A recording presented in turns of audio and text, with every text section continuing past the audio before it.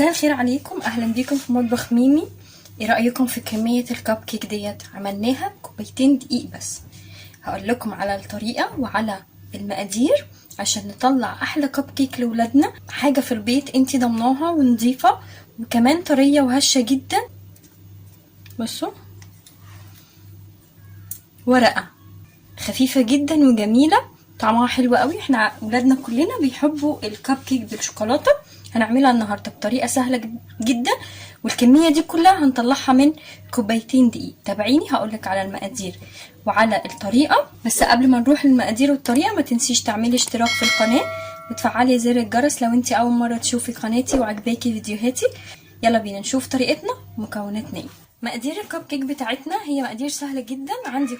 عندي كوبايتين دقيق، نص كوبايه كاكاو. الكاكاو ده كاكاو خام، اللي هو الكاكاو المر الغير محلى.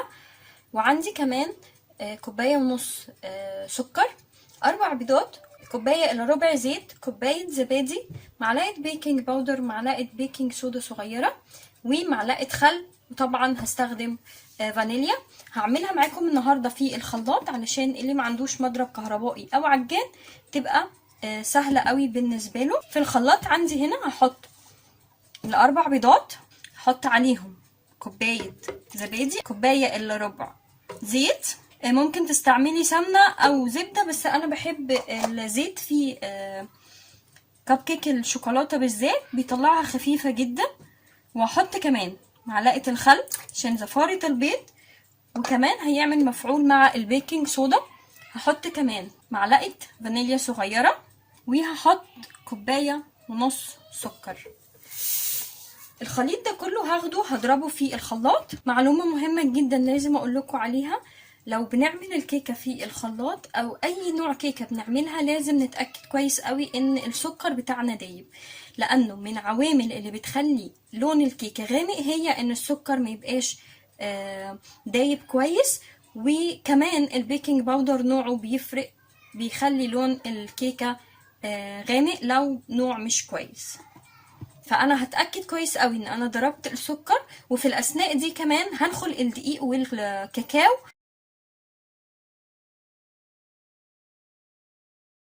انا خلاص كده نخلت الدقيق والكاكاو، ومعاهم كمان البيكنج صودا والبيكنج باودر.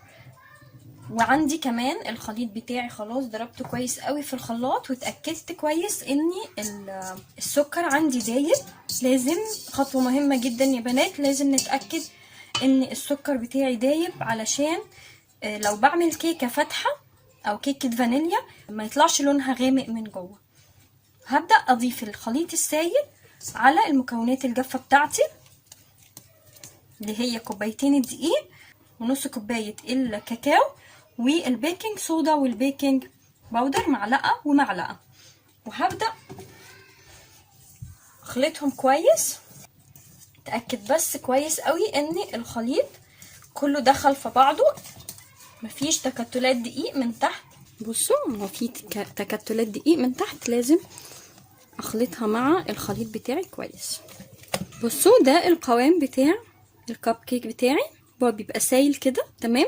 هنبدأ دلوقتي نحطه في الأكواب بتاعة الكب كيك. أنا حطيت الخليط بتاعي في الكوباية المعيارية الكبيرة دي، وهبدأ أصب بيه لأنه بيسهل شوية عليا إني أنا أصب. بصوا، أنا عبيت خلاص الصواني بتاعتي. المعيار اللي احنا عملناه عمل لي الصينيتين دول ويعمل كمان صينيتين تاني. بصوا فاضل قد ايه. هاخد الكمية دي هدخلها على فرن درجة حرارة 180. هشغل النار من تحت بس لحد ما تستوي، وبعدين ابدأ اشغل الشواية علشان بس الوش ينشف معايا. انا مش محتاجاها تاخد لون، هي شوكولاتة مش هيبان فيها اذا كانت اخدت لون او لا. هشغل بس الشواية ياخد وش بس، وبعد كده هطلعها وهوريكم شكلها، وهكمل بقية الكمية ديت في ميني كب كيكس، وهوريكم شكلها في الاخر عامل ازاي. ده يا حبايبي شكل الكب كيك بعد ما طلعناه من الفرن. ده الميني كب كيك اهو الصغير، وده الكب كيك العادي. بصوا طرية خالص ازاي. بصوا يعني هشة وعاملة زي السفنجة اهو. بصوا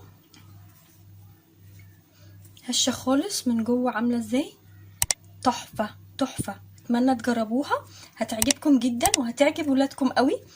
و اتمنى اللي يجرب كمان الوصفه يبعت لي صورتها على صفحه الفيسبوك، وهستنى تعليقاتكم وتطبيقاتكم اللي دايما بتفرحوني بيها.